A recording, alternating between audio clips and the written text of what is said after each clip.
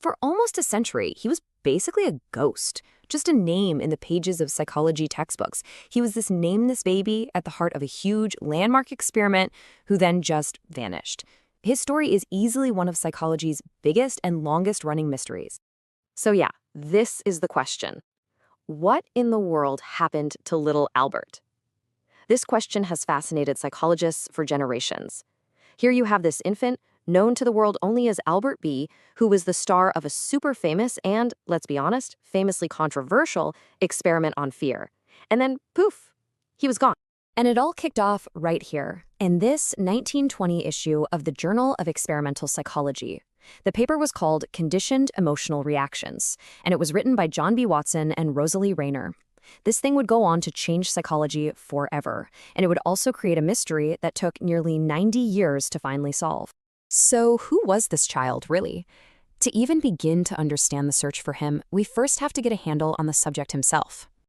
Okay, so according to Watson's original paper, Albert B. was a baby who was, and I quote, reared almost from birth in a hospital environment. His mom was a wet nurse at the Harriet Land Home at Johns Hopkins Hospital. He was picked for the study because he was described as being really, quote, stolid and unemotional. But right after the experiment, every single trace of him just vanished. All that was left was his initial beat. Now, the experiment itself was, well, it was bold. And by any of today's standards, it was just ethically shocking. Watson and Rayner wanted to answer a really fundamental question. Is fear something we're born with, or is it something that's made? And at the heart of this whole experiment was this very concept. Watson had this theory that big, complex emotions like fear weren't just hardwired into our brains. Nope. He believed they were conditioned responses, basically reactions we learn to have through association. He just needed to find a way to prove it. The way they did it was actually pretty simple and kind of chilling. First, they set a baseline. They showed Albert a white rat, and he was curious, not scared at all. Then, the conditioning started. Every time little Albert reached for the rat, an experimenter behind him would slam a hammer into a steel bar, a horrible, terrifying noise for anyone, let alone a baby. And after just a few times, that connection was locked into his brain. The rat, which used to be no big deal, now triggered absolute terror. And what's really wild is that the fear he learned didn't just stop with the rat. It started to spread, to generalize. Soon, he wasn't just afraid of the rat. He was terrified of a rabbit, a dog, even a seal fur coat and a Santa Claus mask. Pretty much anything that was white and furry became a source of terror for him. And this is the part of the story that haunted psychology for decades. Watson and Rayner said they had planned to reverse the conditioning, to undo what they had done. But Albert's mother took him out of the hospital before they ever got the chance. So the lost boy was left with this phobia they had literally created in a lab, and nobody had any idea what happened to him next. For decades and decades, that's where the story just ended. But then, deep into the 21st century, a team of researchers decided it was time to reopen this very, very cold case. And that's exactly what it became. A psychologist named Hall P. Beck and his team framed their 7-year investigation not just as some academic project, but as a genuine detective story.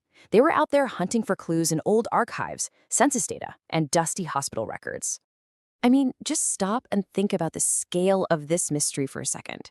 We're talking about an almost 90-year gap between the experiment and any kind of resolution.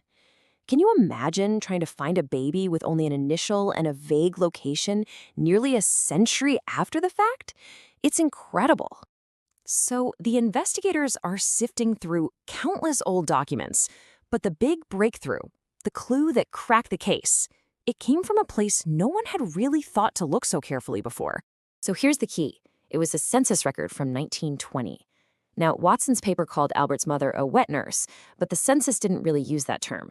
What it did list were 3 foster mothers, and one of them, a woman named Arvilla Merritt, had hospital records showing she'd given birth to a baby boy at Johns Hopkins on March 9, 1919. So when the researchers put all the facts side by side, the case became unbelievably compelling. I mean, look at this. The estimated birth date for Albert matched Douglas Merritt's birthday almost perfectly. The mother's role, their race, their sex, where they lived, it all lined up.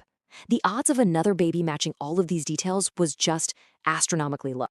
And just like that, after 90 years, psychology's lost boy finally had a name. He wasn't Albert B., he was Douglas Merritt. But finding his name wasn't the end of the story. In a lot of ways, it was just the beginning of a much more personal and, as it turns out, a much more tragic one. Douglas Merritt was only 6 years old when he died. His short life, which, completely unknown to him, had this enormous impact on the field of psychology, was over almost as soon as it began. His death certificate revealed that he had developed hydrocephalus, which is a buildup of fluid in the brain, back in 1922. He passed away just 3 years later.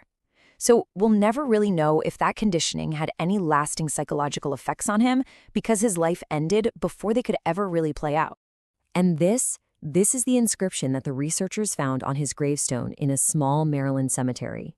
It's such a poignant end to this long search, isn't it? It finally transforms him from a scientific subject back into a child remembered for his smile and his breath, not for his conditioned fear. So what is the legacy of this whole story? It's really conflicted. On one hand, the Little Albert study is a glaring textbook example of unethical research that would never, ever be approved today. But on the other hand, the principles it demonstrated actually helped lay the groundwork for behavior therapies that have helped millions of people overcome phobias and anxiety. Ultimately, the story of Douglas Merritt isn't just some historical cold case. It forces all of us to face a timeless question that is just as relevant today as it was back in 1920. It's a question about the very human cost of knowledge, and it's a powerful reminder that behind every single data point, there's always a person.